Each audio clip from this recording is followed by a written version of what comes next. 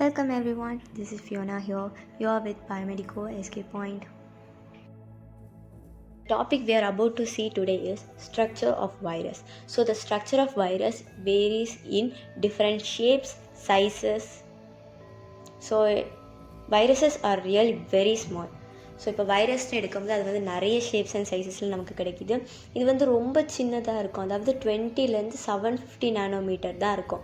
அதாவது இப்போ நார்மலாக ஒரு ஹியூமன் ஹேர் எடுத்தோன்னா அதோடைய விட்லேருந்து 45,000 டைம்ஸ் ஸ்மாலர் அப்படி இருக்கிறது தான் அந்த வைரஸுடைய சைஸ்.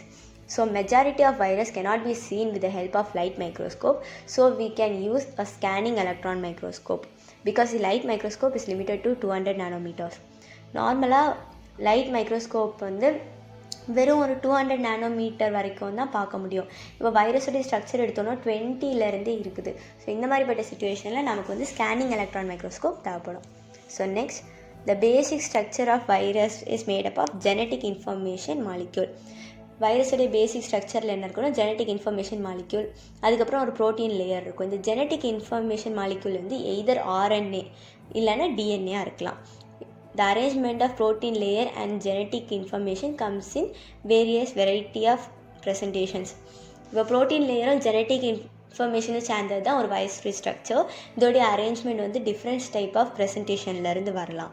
இந்த வைரஸுடைய கோர் வந்து நியூக்ளிக் ஆசிட் அதில் மேடாக இருக்கும். அதாவது இந்த ஜெனட்டிக் இன்ஃபர்மேஷன் உள்ள RNA இல்லைன்னா DNA வந்து இந்த வைரஸுடைய கோரில் தான் இருக்கும். இந்த ப்ரோட்டீன் லேயர் வந்து நியூக்ளிக் ஆசிடை வந்து ப்ரொடெக்ட் பண்ணும். ஸோ எப்படி இருக்கும்னா ப்ரோட்டீன் லேயர் இருக்குது, நியூக்ளிக் ஆசிட் உள்ளே இருக்கும், அதுக்கு வெளியே ஒரு ப்ரோட்டீன் லேயர் இருக்கும். இந்த ப்ரோட்டீன் லேயரை வந்து நம்ம கேப்சிட்னு சொல்லுவோம், capsid. So when a single virus is in its complete form and has reached full infectivity outside the cell, it is known as a virion. இப்போ வந்து ஒரு சிங்கிள் வைரஸ் இருக்குது, அது வந்து ஃபுல்லாக இன்ஃபெக்ட் ஆகிற அளவுக்கு அதுக்கு ஒரு கெப்பாசிட்டி வந்துட்டு, அதாவது ஒரு செல்லுக்கு வெளியே வந்து இருக்குது, அதுக்கு வந்து ஃபுல்லாக இன்ஃபெக்ட் பண்ண முடியும்னு உள்ள கெப்பாசிட்டி வந்துச்சுன்னா அது பேர் தான் விரியான். இந்த வைரஸ் ஸ்ட்ரக்சர் வந்து நம்ம வந்து இங்கே வந்து 4 டைப்ஸாக படிக்கிறோம்: isohedral, envelope, complex or helical.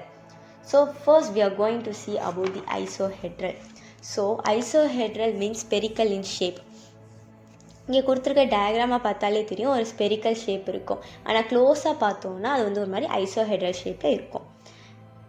இந்த ஐகோசஹெட்ரான் என்னென்னா ஈக்குவலேட்ரல் ட்ரையாங்கிள்ஸ், நிறைய ஈக்குவலேட்ரல் ட்ரையாங்கிள்ஸ் வந்து நிறைய சேர்ந்து ஒரு ஸ்பியர் மாதிரி ஃபார்ம் ஆகுறது தான் நம்மளுடைய ஐசோஹெட்ரல் ஸ்ட்ரக்சர் ஆஃப் வைரஸ். ஸோ இதில் வந்து மேக்ஸிமம் என்னென்னா ப்ரோட்டீன் சப்யூனிட்ஸ் வந்து ஐடென்டிக்கலாக இருக்கும். நிறைய ப்ரோட்டீன் சப்யூனிட்ஸ் தான் நமக்கு ஐடென்டிக்கலாக இருக்கும். இங்கே நமக்கு கொடுத்துருக்க டயக்ராம் வந்து ஒரு ரைனோ வைரஸுடைய ஸ்ட்ரக்சர். ஸோ இதில் வந்து ஜெனட்டிக் மெட்டீரியல் வந்து ஃபுல்லாக கேப்சிட்க்கு உள்ளதாக இருக்கும். கேப்சிட் என்னது, நம்ம வந்து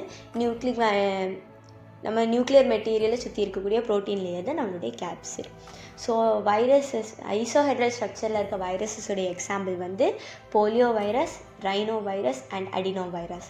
so next we are moving to the envelope. So envelope நேம்லேயே கொடுத்துருக்கு, அதாவது என்வெலப்னு சொல்லும்போது ஒரு சரௌண்டிங் லேயர். ஸோ இங்கே வந்து இந்த வைரஸுடைய ஸ்ட்ரக்சர் வந்து ஒரு ஐகோசஹெட்ரலாக இருக்கலாம், இல்லைன்னா ஹெலிக்கல் ஸ்ட்ரக்சராக இருக்குது.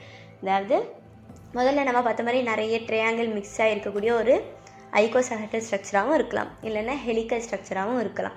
ஆனால் என்னென்னா இது வந்து லிப்பிட் பைலேயர் மெம்பரேனால் கவர் ஆகிருக்கும், அதுதான் இந்த என்வெலப். இந்த என்வெலப் என்னென்னா லிக்விட் பைலேயர் மெம்பரேன். ஸோ இந்த வைரஸுடைய என்வெலப்லேருந்து வைரஸ் வந்து வெளியே போகும். எது மூலமாக வெளியே போகும்னா பட்டிங் ப்ராசஸ் மூலமாக வெளியே போகும். இந்த என்வெலப் எந்த அளவுக்கு இருக்குன்னு உள்ளதை பொறுத்து தான் அந்த வைரஸுடைய இன்ஃபெக்டிவிட்டி இருக்கும். மோஸ்ட் வெல்னோனாக எப்படிப்பட்ட வைரஸஸ்க்கு என்னென்னா hepatitis C, influenza virus, HIV இது எல்லாத்தையுமே நம்ம சொல்லலாம். இப்போ என்வெலப்ட் வைரஸில் வந்து இன்ஃப்ளூயன்ஸா, HIV, ஈவன் நம்மளுடைய கோவிட் வைரஸ் கூட இந்த என்வெலப்ட் வைரஸ்குள்ளே தான் வரும். Next we are going to see about the complex structure. So as the name says, complex means the structure is somewhat difficult to understand. So இதுலேயும் ஐகோசஹெட்ரலாக இருக்கலாம், இல்லைன்னா ஹெலிக்கலாக இருக்கலாம். அவுட்டர் வால் வந்து காம்ப்ளெக்ஸாக இருக்கும். இதில் வந்து பேசிக்காக என்னென்னா ஒரு ஹெட் அண்ட் டெயில் ஸ்ட்ரக்சர் இருக்கும். இந்த வைரஸஸ் என்ன பண்ணோன்னா பாக்டீரியாவை இன்ஃபெக்ட் பண்ணும். நார்மலாக வைரஸஸ் வந்து ஹியூமன்ஸ் அஃபெக்ட் பண்ணோம். இங்கே வந்து இந்த வைரஸஸ் வந்து பாக்டீரியாவை இன்ஃபெக்ட் பண்ணுது. ஸோ நம்ம அதை என்ன சொல்லுவோம்னா பாக்டீரியாஃபேஜ்னு சொல்லுவோம். இப்போ வந்து உள்ளதுலே லார்ஜஸ்ட் வைரஸ் வந்து நம்மளுடைய பாக்ஸ் வைரஸ், அதாவது இந்த சிக்கன் பாக்ஸ், ஸ்மால் பாக்ஸ்லாம் கொடுக்கக்கூடிய பாக்ஸ் வைரஸ்.